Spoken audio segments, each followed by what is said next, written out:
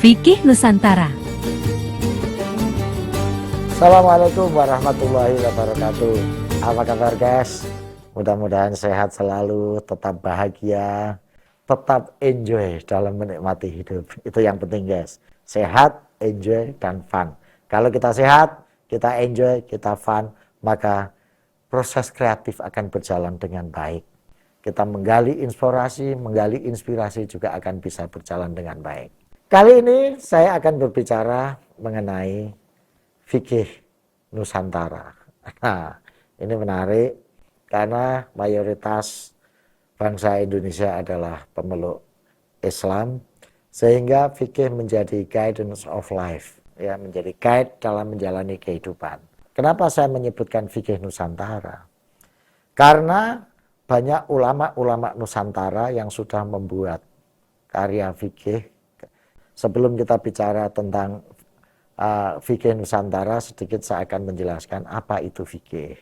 Nah, fikih adalah suatu ilmu yang membicarakan tentang jurisprudensi atau hukum-hukum Islam, ya, baik dalam hukum beribadah maupun dalam hukum bermuamalah atau hukum membangun relasi sosial.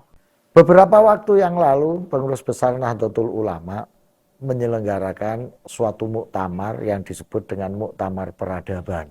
Salah satu hal yang dibicarakan dalam muktamar peradaban itu adalah soal masalah fikih peradaban.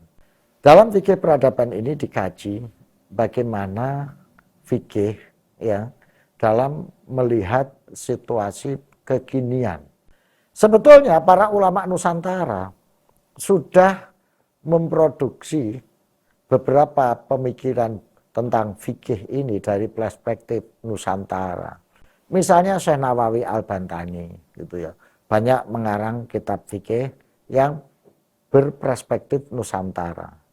Kemudian juga Syekh Arsyad Al-Banjari juga menulis kitab fikih dalam perspektif Nusantara. Kemudian ada lagi Syekh Soleh Darat, banyak sekali, Mbah Hasyim Asy'ari. Semuanya ulama-ulama Nusantara menulis karya-karya, menulis kitab-kitab dalam perspektif kenusantaraan. Salah satu contoh adalah Syekh Arsyad Al-Banjari. Ketika memasukkan konsep gonogini dalam pemikiran fikih. Kalau fikih-fikih yang klasik di Timur Tengah misalnya, bahwa hukum waris itu mengacu kepada pemikiran-pemikiran, tafsiran-tafsiran ayat yang menyatakan bahwa laki-laki mendapat 2 bagian dari perempuan. Itu teksnya seperti itu. Yang menarik dari Syekh Arsyad Al-Banjari ini, itu memasukkan konsep gonogini bahwa laki-laki dan perempuan itu boleh sama. Boleh 1:1 gitu, dengan syarat dan ketentuan yang berlaku. Salah satunya adalah ada kesepakatan gitu ya. Kemudian hartanya dicari bersama, tidak dicari satu pihak. Nah, inilah argumen-argumen yang dikemukakan oleh Syekh Arsyad Al-Banjari gitu ya. Beliau bertumpu pada spirit keadilan. Karena dikatakan bahwa laki-laki dapat 2 bagian, perempuan dapat 1 bagian, ini adalah prinsip keadilan yang terjadi pada saat itu. Jadi ukuran kuantitatif 1:2 itu adalah ukuran yang sudah paling adil pada saat itu. Dan ini bisa dipahami. Karena perempuan pada waktu ayat ini diturunkan, itu adalah menjadi makhluk kelas 2 lah kira-kira di peradaban Arab pada saat itu. Bahkan banyak dikisahkan kan kalau ada bayi lahir perempuan dibunuh, dikubur hidup-hidup karena dianggap aib. Dan perempuan pada saat itu menjadi barang warisan yang bisa diwariskan. Nah, bayangin guys, dari barang warisan menjadi berhak memperoleh warisan. Ini perubahan yang sangat radikal. Maka ukuran 1:2 pada saat itu sudah keadilan yang luar biasa. Maka substansi, spirit yang diambil dari Syekh Arsyad Al-Banjari dari ayat itu, ya, adalah spirit keadilan.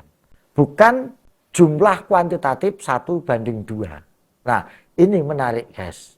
Inilah dinamika-dinamika fikih yang terjadi di kalangan ulama Nusantara. Termasuk juga hak-hak untuk perempuan menjadi hakim misalnya. Di dalam fikih-fikih klasik, hampir tidak ada ketetapan yang menyatakan perempuan boleh jadi hakim. Tetapi Mbah Wahid Hasyim, bapaknya Gus Dur, ya, itu melakukan perubahan yang revolusioner ketika perempuan boleh masuk dalam pendidikan hakim atau di fakultas syariah pada saat itu. Konsekuensi karena perempuan boleh masuk di fakultas syariah, ya artinya perempuan juga harus boleh jadi hakim. Nah, pada tahun 80-an pernah terjadi perdebatan mengenai cara bermadhab. Apakah kita ini bermadhab secara kauli atau secara manhaji?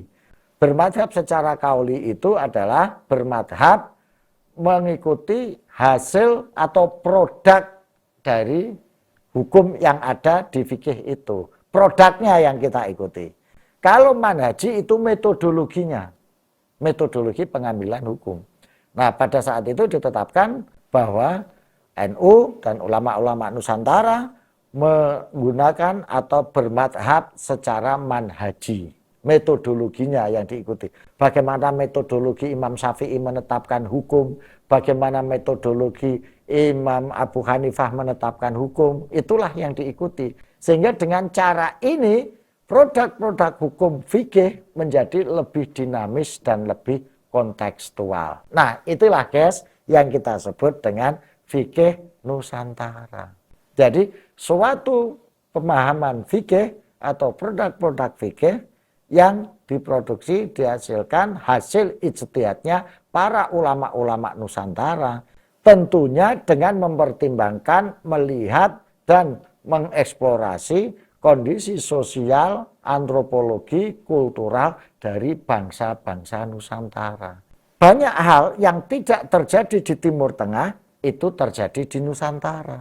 Demikian sebaliknya yang tidak terjadi di Nusantara terjadi di Timur Tengah. Nah, karena perbedaan kultur, perbedaan geografis, perbedaan antropologis, perbedaan sejarah inilah yang menyebabkan adanya tuntutan untuk mengambil istimbat hukum, metodologi hukum fikih dengan konteks yang ada di daerah tersebut. Demikian guys, makanya kita nggak usah terkejut kalau ada perbedaan-perbedaan hukum. Ini artinya bukan Islamnya yang beda, Islamnya tetap sama, gitu loh. Tetapi ekspresinya, ya aktualisasinya yang berbeda. Jadi gitu guys, jangan mudah terkejut, jangan mudah ngafir-ngafirkan orang, nyesat-nyesatkan orang hanya gara-gara berbeda dalam hal fikih, berbeda dalam mengekspresikan keagamaan. Dengan cara pandang seperti ini, saya yakin berislam akan menjadi lebih fun dan enjoy. Tidak gampang marah dan gampang menyesatkan orang. Terima kasih guys. Assalamualaikum warahmatullahi wabarakatuh. Alsastro atau lengkapnya Dr. Ngatawi Alsastro SAG MSI adalah seorang sosiolog, budayawan, dan tokoh agama di Indonesia. Alsastro aktif beraktivitas sebagai akademisi dan berkesenian, serta selalu keliling Indonesia menyapa berbagai kalangan masyarakat sebagai upaya untuk terus merajut keberagaman bagi Indonesia Raya.